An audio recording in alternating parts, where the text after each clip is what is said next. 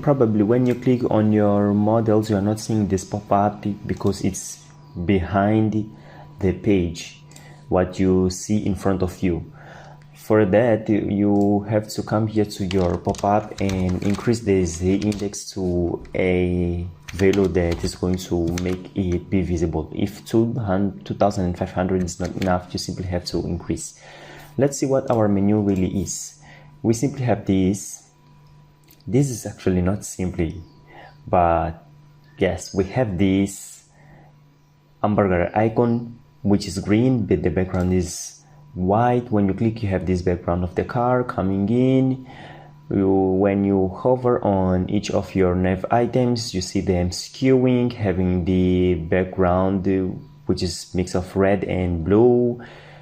The text also scales, becomes bigger for you. You also see that instead of having the hamburger icon, now we have the cross icon. This was all made with CSS, no JavaScript here. And let's make that happen. Well, let's come here and we're going to put this inside of our body before our header. Let's say main navigation.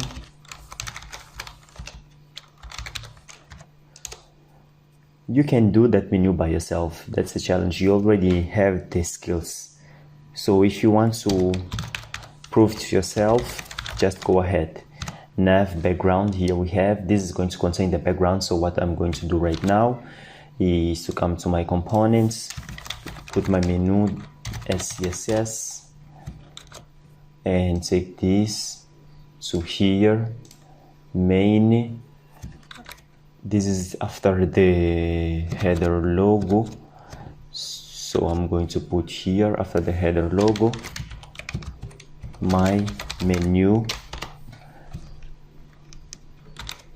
It shouldn't be menus in plural, you already know that. This is simply a single component. I'm going to save and save. I will start with my nav background. This background has a fixed position. No matter if you scroll or not, it always stays there. And we have this car, so let's make that right here happen. Let's set the position to be fixed. The height, you can see that it's all the 100% of the viewport height. The width is, I prefer to start with the width, is 100% of the viewport width. How it's fixed, we have to say that it's from top 0 and left is at the 0 position. Next, what we can do is simply put the background here, and you know that the background is the same that we have here in our, let me go with you. We use that background of Lamborghini, no, it's Range Rover Velar in our services. Instead of keeping repeating that, I'm going to create a mixin which will contain that background of car. I'm going to say add mixin background car. This is going to contain all the instructions that we defined for the background car. Let me go to my services where it is, service box. I'm going to look for the place where I inserted that background. It was on my home. Where are you? Here you are. So background image, background position, background size. I'm going to copy all of this and say here add include background car, so that I don't have to repeat it, and save here. I'm going to save and save. Now I am ready to simply say add include the background car right here. That's it.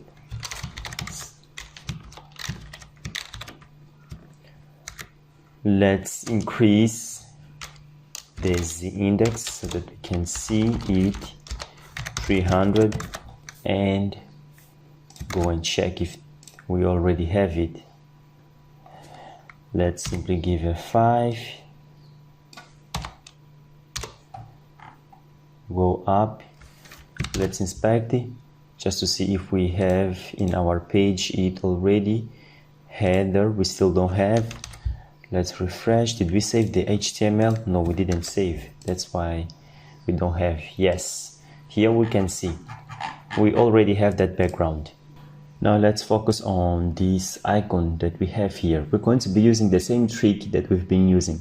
This is going to be a label to a certain input, and when we click on this label, we're going to be manipulating that input, which is going to give us the view of our background and this menu. So let's focus on building this icon right here and this background that we have, which is white. Let's go here. This is going to be here inside. Let's start with our input. Type is going to be checkbox. I'm going to give a class, say main navigation. This is gonna be the checkbox. The ID, I'm going to give the same name. Next, I'm going to create a label. This is going to be for main navigation checkbox. I'm going to give it a class first of main navigation icon box, because the icons are going to be inside of this label. So let's simply write main navigation icon box.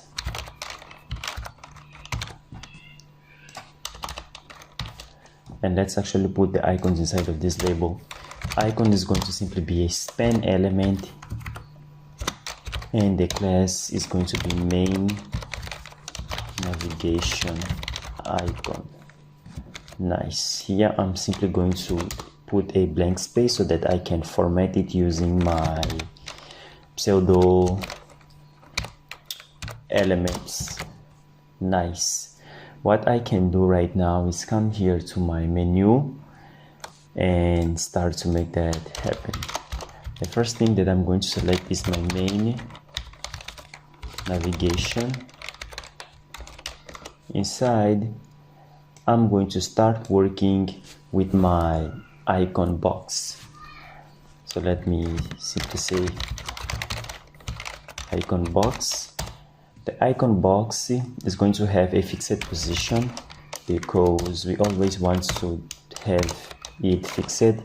From top, I'm going to start with 2 rem, and from right, I'm going to start with 5 rem. Next, I'm going to give a background color, which is gonna be color white. Give it a width for some 5 rem. Height also, we want to have 5 rem, and border radius 50% in order to be circular. Let's save and see how it looks like now. Let's go here, F5, again nothing. Okay, this is probably because the Z index of this background is greater than the lesser than the defined right here. So we have to make this have a greater Z index than the one that we defined for the background, which is 300, so that it stays on top of the background even when it's present. Here we have this circle. Very good. Next, what we can attack is the icon. So let's go to icon. Let's start with the principal. Make it have a display as inline block. This is the middle one of the 3 lines.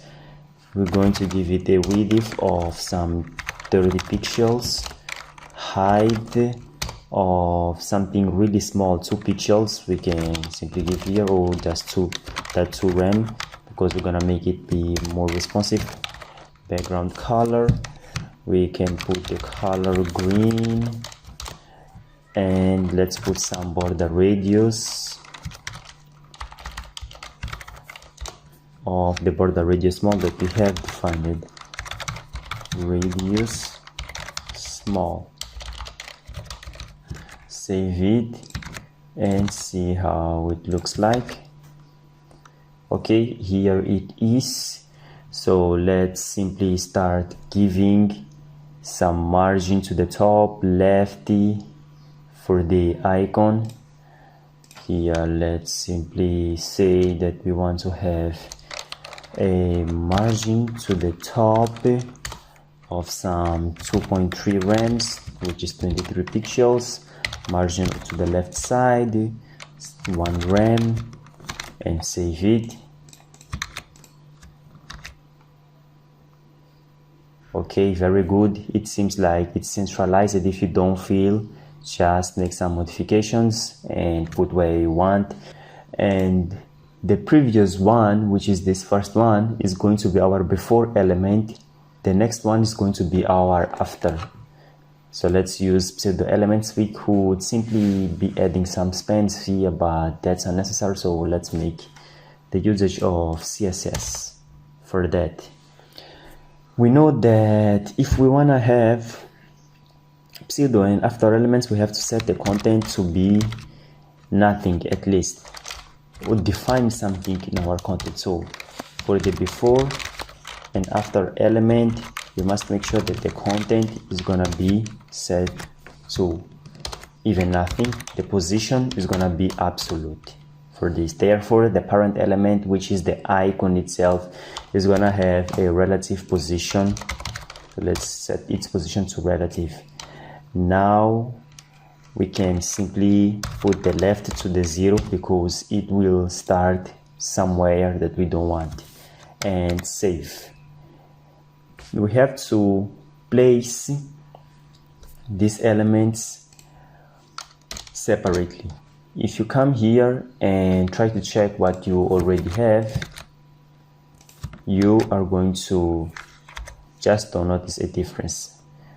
But we have to see that. So let's simply put our before element and say that from top it's going to be with a negative margin. So let's simply say, for example, that 6 rem 0.6 because this is so small, and from top the after element we're gonna put the same value but positive. So we can say top, it's gonna be that 6 rem. Let's save and see how it looks like now.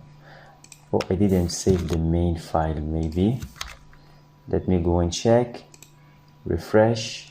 We still can see, and there is a reason for that. Let's define the type of display that we want for before and after. We both want them to have the same width, height, background, border radius, and also display as inline block. How can we achieve that?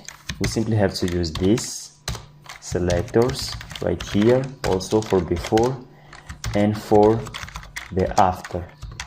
Don't exclude the element itself, because if you don't define these properties, you won't have it being visible in your page.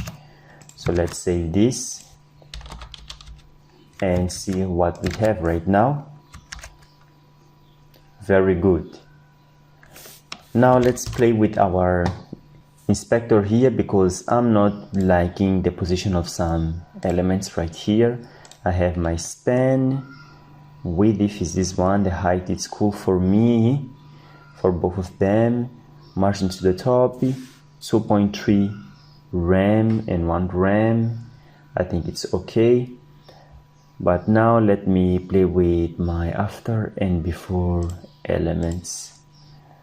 Probably if I increase the margin of this, where are you, to some point -7, it would be okay. And for the after also, let me put some 7. This looks much better. I'm going to save here these two values, and on the next lecture I'm going to continue formatting all of them. Leave